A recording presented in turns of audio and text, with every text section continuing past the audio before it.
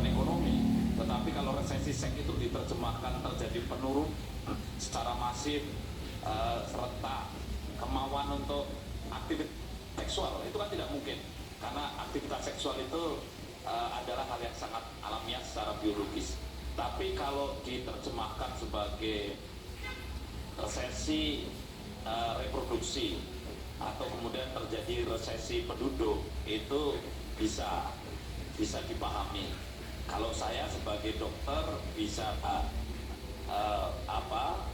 menerjemahkan bahwa kalau seandainya rata-rata satu perempuan tidak bisa menghadirkan satu anak perempuan, ini bolehlah sebagai suatu ancaman untuk terjadi katakanlah minus growth ya, jadi pertumbuhan penduduk yang negatif. Nah mungkin kalau ini dianggap sebagai satu resesi, tapi ini bukan resesi seks, tapi bisa terjadi resesi penduduk ya.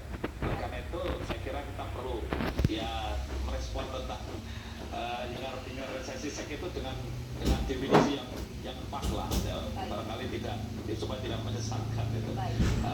Memang kalau tadi yang disampaikan Pak Presiden itu menunjukkan bahwa Indonesia masih aman dari sisi zero growth maupun minus growth ya, sehingga total TTW 2,1 saya pastikan kepada Bapak Presiden bahwa rata-rata satu perempuan akan masih melahirkan satu anak perempuan juga gitu. Jadi tidak khawatir untuk terjadi resesi dari sisi reproduksi. Sementara begitu. Baik, Pak Hasto, tapi kalau kita baca sekarang kan trennya ini untuk menunda pernikahan juga sudah mulai muncul ya. Belum lagi mereka yang menunda memiliki momongan, ada juga gerakan child free. Nah ini apakah juga menimbulkan kekhawatiran bahwa bisa juga Indonesia resesi seks dalam artian kelahiran juga pernikahan seperti apa? Dari angka memang benar bahwa semakin kesini maka semakin pernikahan itu usia semakin delay ya.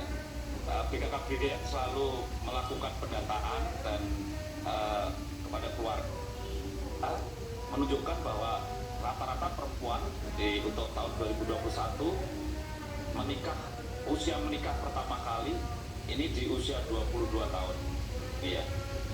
5-10 tahun yang lalu masih di bawah 22 tahun ya, 20 tahun, 21 tahun bahkan di bawah itu. Jadi ada betul bahwa ada kemunduran dari sisi usia pernikahan. Tetapi kita ini kan orang yang berkeluarga di Indonesia ini kan cenderung kepada prokreasi untuk mendapatkan satu keturunan.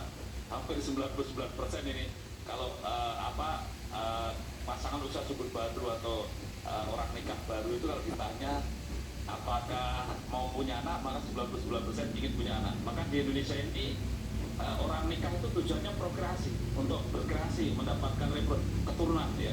Di beberapa negara seperti di Jepang, kemudian di Korea Selatan itu sebagian nikah belum tentu untuk prokreasi, bisa hanya untuk rekreasi supaya bisa hubungan seks dengan aman gitu. Bisa juga untuk security, jadi mungkin mendapatkan pasangan untuk perlindungan.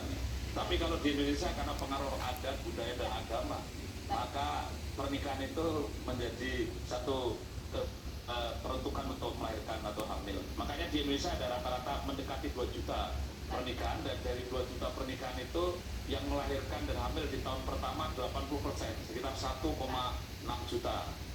Sehingga hampir semua yang nikah kemudian 80% di tahun pertama sudah melahirkan. Makanya